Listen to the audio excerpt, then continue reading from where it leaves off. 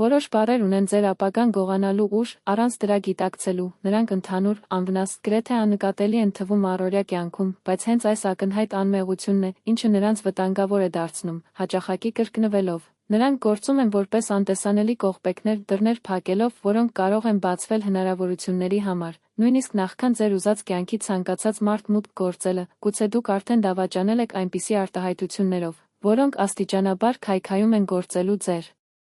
ունակությունը։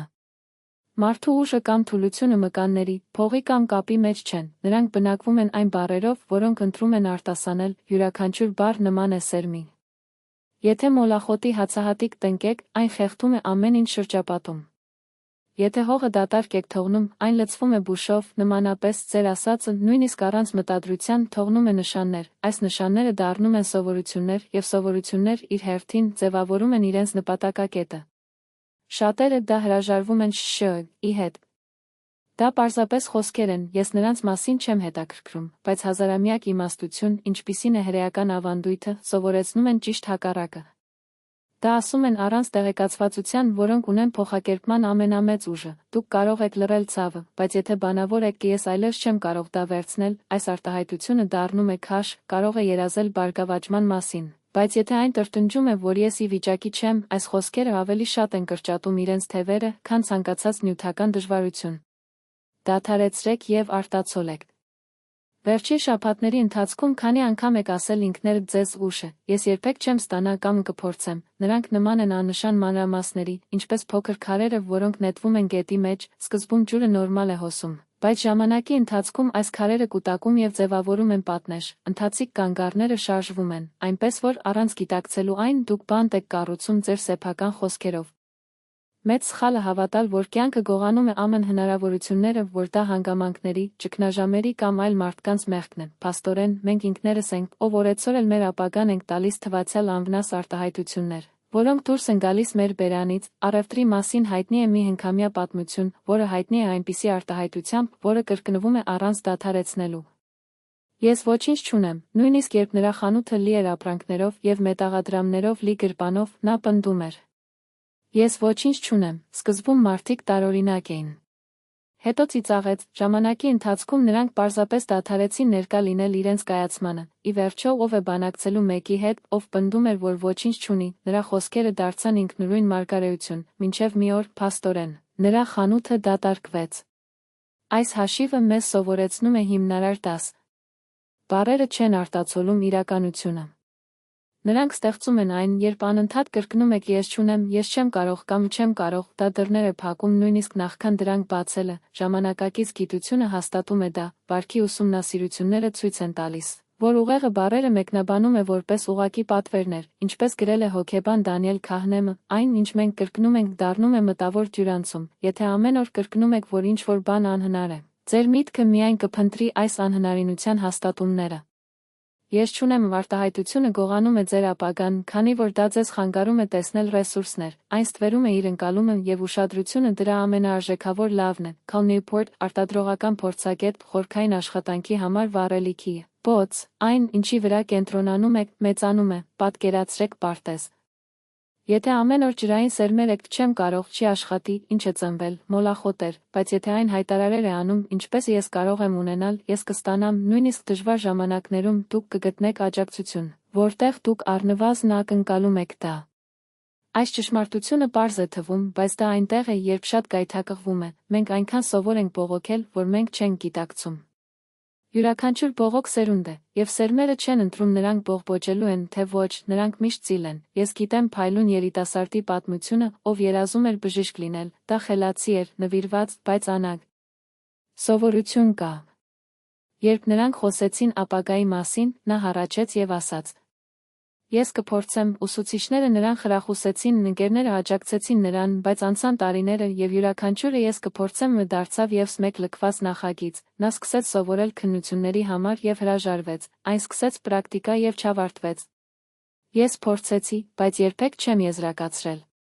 Ես պարզապես փորձելու եմ, հնչում է խելամիտ նախազգուշացում, բայց դա քողարկված թույն է, այս արտահայտությունը գողանում է ձեր ապագան, քանի որ այն արդեն տեղում է ձախողման համար, նույնիսկ նախքան սկսելը, հրեական իմաստությունը նախազգուշացնում է, Մի խոստացեք փորձել, խոստանալ անել, հակառակ դեպքում ձեր խոսքերը դառնում են ցնցում։ Ընթացիկ հետազոտությունն ամրապնդում է դա։ Քերոլ Վանակը, աճի մտածելակերպի գիտնական, ցույց է տալիս, որ երբ մարդը թույլ է տալիս իր ելույթը լիարժեք փախչել, նա սովորում է ինքնուրույն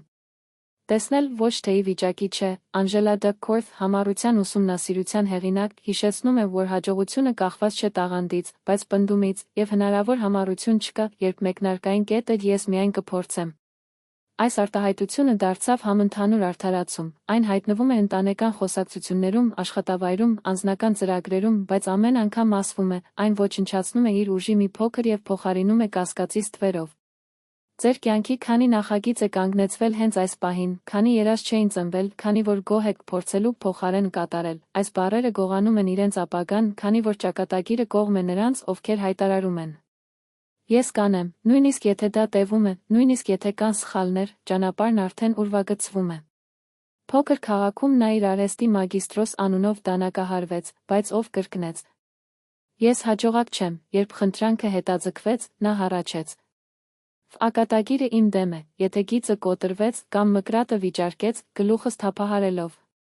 Դա ինձ միշտ վատ բախտ է տալիս, ժամանակի ընթացքում այս արտահայտությունը դարձավ իր ապրանքային նշանը։ Հաճախորդները ժամանել են իրենց սեմինարն արդեն հույս ունենալով լսել ողբերումներ, նրանք թողեցին ոչ միայն պատրաստի հագուստով, այլև հետևի վրա լրացուցիչ բեռով, որը տեղափոխվում է դերձակների խոսքերով, ձեր բիզնեսը սկսեց հյուսել։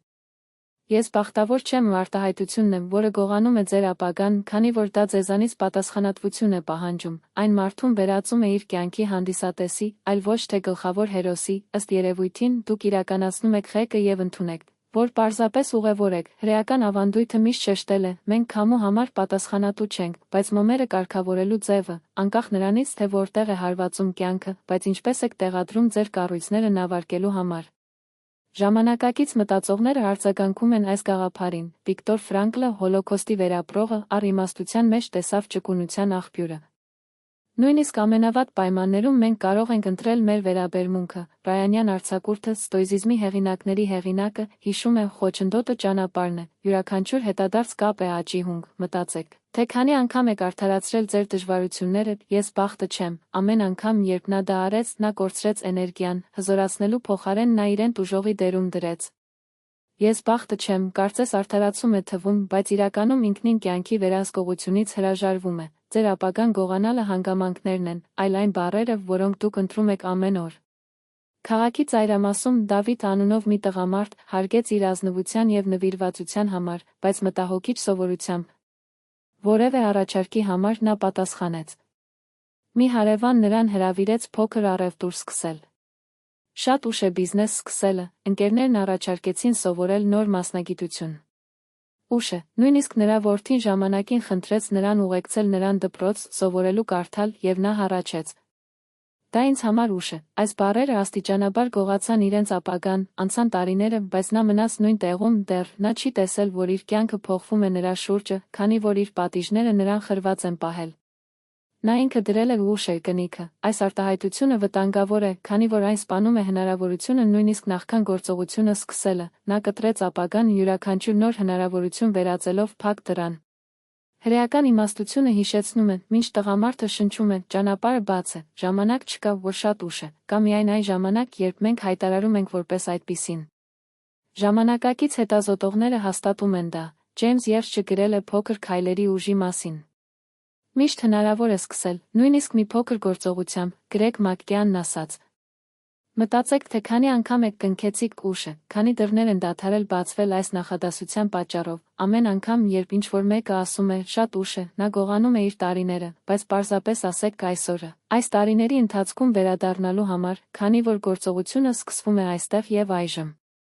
Մի փոքրիկ գյուղում ապրում էր հին Աբրահամը, նա ուժեղ եւ առողջ էր, քանի դեռ չէր սովորում պատասխանել ցանկացած է անհնարին, երբ հարևանները նոր տներ են կառուցել, նա ասաց. Անհնար է բարձրացնել այս պատերը, երբ թոռները փորձեցին սովորեցնել նրան, թե ինչպես կարելի է մոմի փոխարեն լամպ օգտագործել, նա կիսեց գլուխը։ Ինձ համար անհնար է, անցան տարիները եւ նա գտնվում էր իր անհնարին ստվերում, նրա տունը մութ էր մնում, նրա բիզնեսը կաթվածահար էր եւ նա դարձավ մերժման խորհրդանիշ, մարդիկ դադարեցին զանգահարել նրան օգնելու եւ նույնիսկ խուսափեցին նրան, քանի որ նրանք գիտեին, որ իրենց խոսքերը ցուրտ են բերել։ Հնարավոր չէ արտահայտությունը հափշտակում է ճակատագիրը, քանի որ այն ուժ է պահանջում փորձելուց, այն սահման է դնում, որտեղ սահման չկա, ապագան ճանապարհի փոխարեն վերածում է պատի, հրեական իմաստությունը սովորեցնում է, աշխարհը ստեղծվել է բառերով։ Անհնար բառը ոչնչացնում է ձեր կառուցած աշխարհը։ Ժամանակակից մտածողները արձագանքում են այս ճշմարտությանը, Նասիմ Թալեբը խոսեց անկանխատեսելիության մասին։ Ապագան միշտ անսպասելի հնարավորություններ է բերում, և միայն նրանք, ովքեր փորձում են վայելել դրանք, ծովային Ռավիկանտը հիշեց։ Հարստությունն ու գիտելիքները գալիս են եզակի գործողություններից, որոնք սկզբում անհնար է թվում։ Հիշեք, թե քանի հնարավորություններ եք մերժել այս բառերով, քանի անգամ մի ճանապարհ չի սկսվել, քանի որ այն հայտարարեց այն ժամանակի առջև, յուրաքանչյուրը անհնար գողանում է նպատակակետը, բայց յուրաքանչյուրը ես կփորձեմ դուռը բացում է։ Եվ տարբերությունը աղքատության և հարստության, թուլության և ուժի միջև, հաճախ միջոցներ են ունենում մեկ նախադասության համար։ Հիմա եկեք միանանք այն ամենը, ինչ ասվել է։ Դուք լսել եք մարդկանց պատմություններ, որոնց նպատակակետը գողացել են ես չունեմ արտահայտություններով, ես կփորձեմ, ես բախտը չեմ, ուշը, նրանցից յուրաքանչյուրը կարծես աննշան մանրուք է։ Բայց միասին նրանք ձևավորում են մի շղթա, որը նրան պահում է նույն տեղում։ Հրեական իմաստությունը սովորեցնում է, բառերը կամուրջն են մտքի և գործողությունների միջև, եթե կամուրջը փլուզվում է, մեկուսացված եք, նույնիսկ եթե ձեր առջև հնարավորությունների աշխարհ է, ժամանակակից գաղափարները հաստատում են դա։ Քահնմանը գրել է որոշումների որոգայթների մասին։ Սովորական բանաձևերը միտքը ստիպում են հետևել հին ուղիներին, Duckworth և Duject, ցույց տվեցին, որ աճը բխում է ջանքերից, այլ ոչ թե արդարացումներից, Մաքուր և Դուիկը ապացուցեց, որ նույնիսկ փոքր սովորություն է ձևավորվում կրկնակի բառերով և գործողություններով։ Եզրակացությունը պարզ է, բառերը գողանում են ճակատագիրը, երբ թույլ ենք տալիս նրանց վերահսկել մեզ, բայց մենք կարող ենք փոխել այս սցենարը։ Մենե, Plain այսօրվա համար։ 1. Սկսեք ինքներդ լսել, գրեք առնվազն 3 արտահայտություններ, որոնք հաճախ կրկնում են։ 2. Փոխարինեք դրանք։ Ես չունեմ, ասեք ես ունեմ, ես կփորձեմ, ասեք։ Ես կանեմ, ես բախտը չեմ, ես սովորում եմ, թեժ։ 3. Արտասանեք նոր նախադասությունը բարձրաձայն և արեք փոքր գործողություն, որն ապացուցում է այն, թող մի քայլ լինի, բայց դա կդառնա ձեր նոր նպատակակետի ապացույցը։ Այս պարզ գործողությունները տևում են 1 ժամից պակաս, բայց փոխում են կյանքի ուղղությունը, քանի որ ճակատագիրը գողանում են ճգնաժամերը, թշնամիները կամ աղքատությունը, տես ճակատագիրը գողանում է այն բառերով, որոնք դուք ինքներդ ձեզ թույլ եք տալիս կրկնել ամեն օր, նրանք մեղմ են հնչում, բայց այս հանգստության մեջ է, որ նրանց ուժը թաքնված է։ Հրեական իմաստությունը դարեր շարունակ կրկնվել է, խոսքը ստեղծում է աշխարհներ, բառը ոչնչացնում է աշխարհները, ընտրեք, թե որ աշխարհներն եք կառուցելու, ժամանակակից մտածողները նույնն են ասում, Ֆրանկլը հիշեց։ Իմաստն այն է, ինչը մարդուն դարձնում է դիմացկուն, նույնիսկ ամենավատ պայմաններում, Մքեոնը խոսեց ավելի քիչ բան անելու մասին, բայց ավելի լավ, երբեմն պարզապես մի բառ հանեք կյանքի համար նոր ուղղություն ստանալու համար, նման Բեն Շահարը ցույց տվեց, որ երախտագիտությունն արտահայտում է բառերով, փոխվում է ոչ միայն հումորը, այլ ճակատագիրը։ Հիշեք, դուք թույլ չեք, պարզապես մոռացել եք կարգապահության և իմաստի ուժը, և ձեր ընտրած յուրաքանչյուր բառ կարող է այն վերադարձնել, ասա ինքներդ ձեզ այսօր։ Ես կարող եմ, կանեմ, ունեմ, թող որ սա լինի ձեր սկիզբը։ Գրեք մեկնաբանություններում։ Ինչ բառ եք որոշում հիմա վերացնել ձեր կյանքը, սա կլինի ձեր առաջին քայլը դեպի նոր նպատակակետ։